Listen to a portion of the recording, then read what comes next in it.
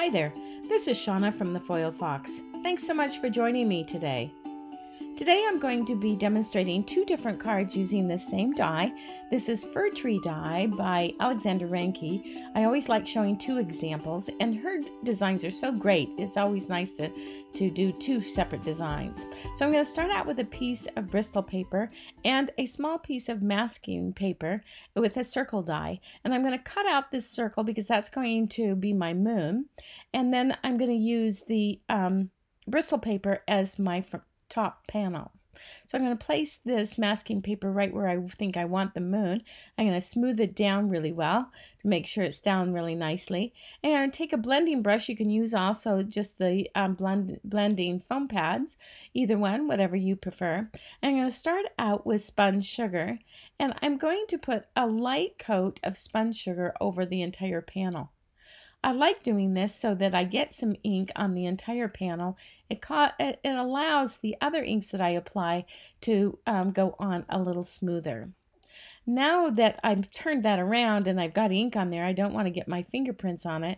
So I'm using a Post-it note just to hold it, the paper in place and not get my finger tips directly onto the panel.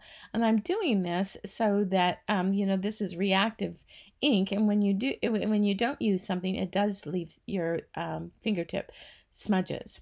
Now I'm applying some worn lipstick. That's the next level of ink. And then now the picked raspberry. Now these are some of my most favorite combinations because they go so nicely together. So you remember that I have worn lipstick on the top, spun sugar, then worn lipstick, pink raspberry, and now I'm adding some seedless preserve. Now to really make this blend, I'm going to take a baby wipe and I'm going to just wipe off some of that ink. And then I'm going to rub it on here and see how that just really blends it. That little bit of moisture from the baby wipe has made a big difference in making this blend so much nicer, smoother. I'm just going to go through this again and just kind of refine all the colors on here, but I just use these four colors. Then I'm going to add one more color, and that is the black soot. And I'm going to, you can see how it just darkens that and adds some drama at the bottom. And I really like the way that works out. And then you see I wiped also, I know it's sped up here, but I wiped it off with the baby wipe again so that I can change colors. And it comes off pretty easily. I do like using these blending brushes. I do have a link for them. And then I've taken some water, some clear water, and I've splattered it all over it to give it some of that kind of mottled look. And then let's take off that mask to reveal this beautiful moon. And I have some squeezed lemonade, and I'm just adding bits of yellow, more concentrated in some areas than others. And just to blend a little bit more, I'm going to take that worn lipstick and just add just little tiny bits of that into my moon as well.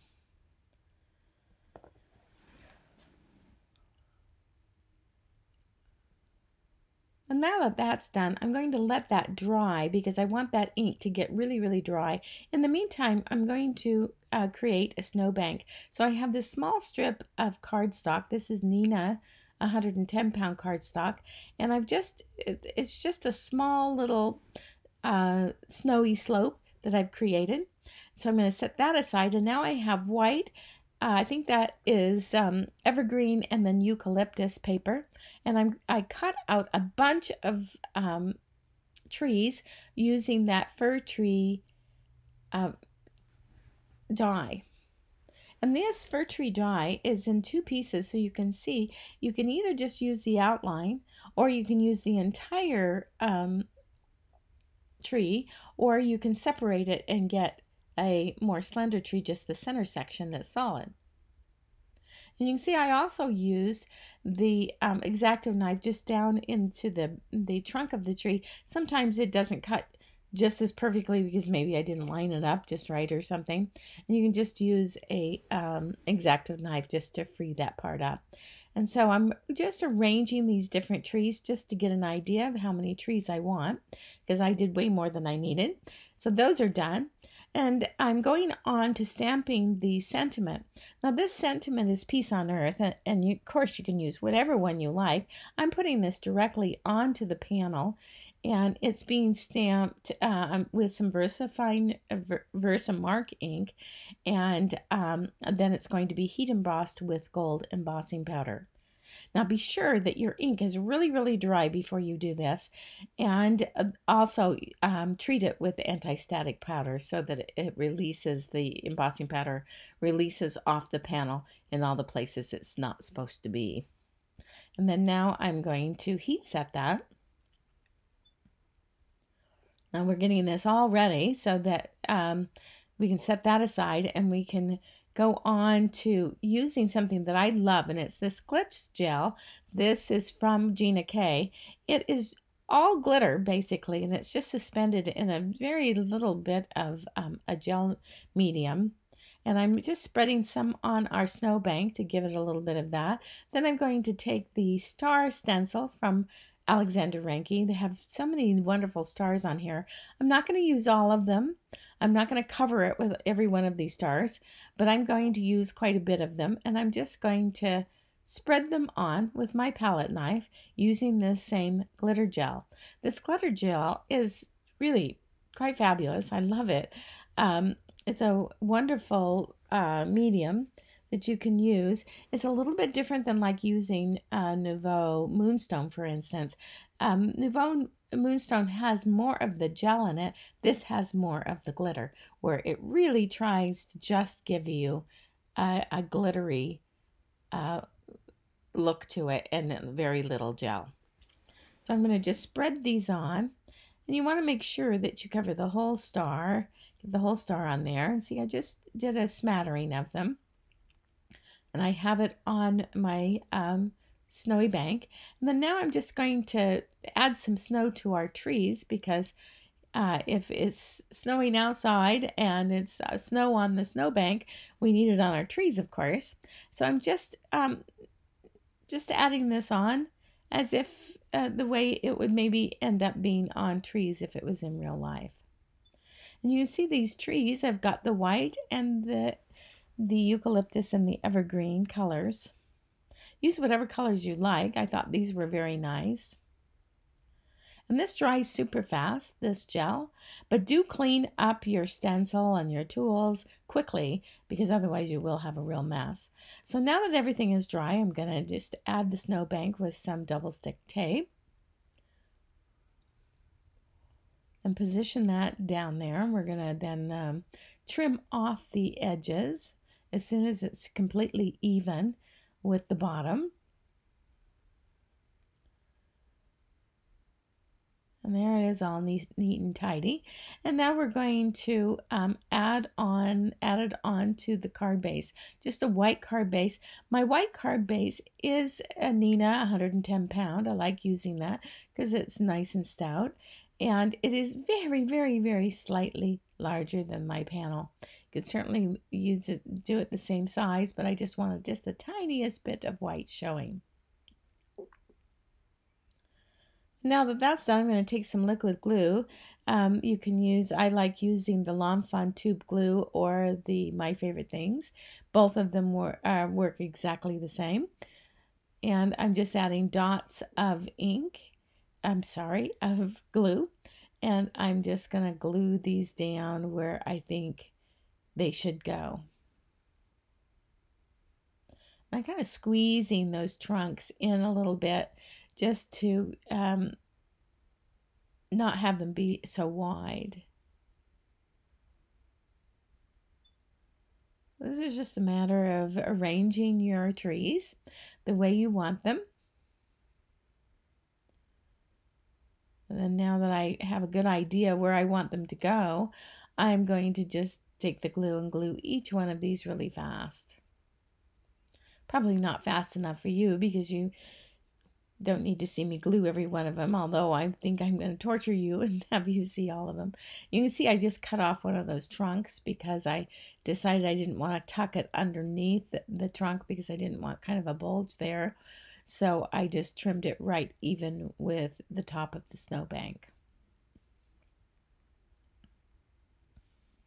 And you see we're adding that little bit of black soot with the Cetus Preserves on our background panel, how down at the bottom it's just adding a nice line there to kind of give more definition. Then we're going to just add our last tree. And there we go. Just make sure they're all down really nicely. And we have this really lovely trees card. Now we're going to quickly jump to the next one. This one I'm using Licorice Twist Black cardstock and a white card base. But starting with the black card panel, I'm going to use the Yeti White ink from L'Enfant, and I'm going to take some snowflakes. This one is Splendid Snowflakes by Ink to Paper.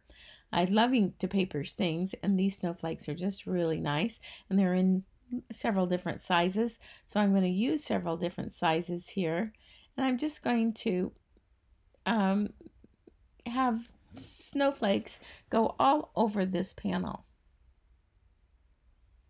And you see this is one of the few white ink that really has great coverage. That's why I like to use it.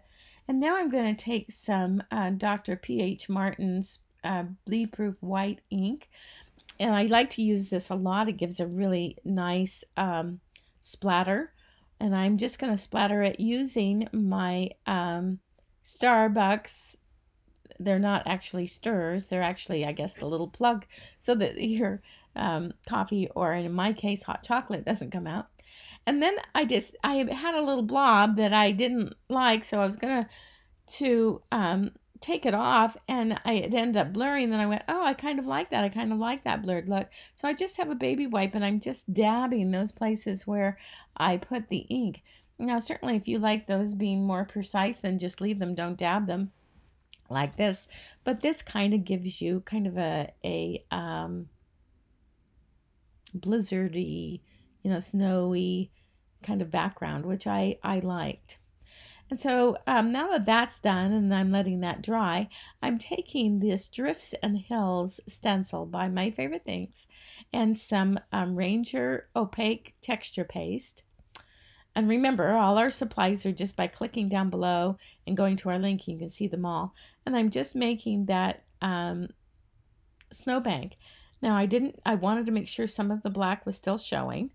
And now that when that's all dry, I go back and I put the stencil back, and I'm going to just take a little bit of this this glitz gel again that I had used before, and just to give it a little bit sparkly look. And then of course I'm going to do that to the trees. I had previously cut some white and red cherries because I thought that would look really nice with the black and white background. I'm doing the same treatment as I did before, where I just added just a little bit to each of the trees to give them a kind of a snowy look. And then while those dry, then I'm taking the sentiment. This is from Ink to Paper Be Merry sentiment, but you can use any sentiment you want. And I'm using a really beautiful red, I think, and that is L'Enfant's Lobster. And it's a real true red, a real Christmas red. And I'm stamping that on some white cardstock. And then I'm going to take a die that has a nice label. You can see here I'm using a penny black one. You can use whatever you happen to have around. This one I like because it has those little points there. And so I cut that out, and I'm going to hear that in just a minute. But first we're going to put some double stick tape on the back of the panel. Going to mount it to the card base.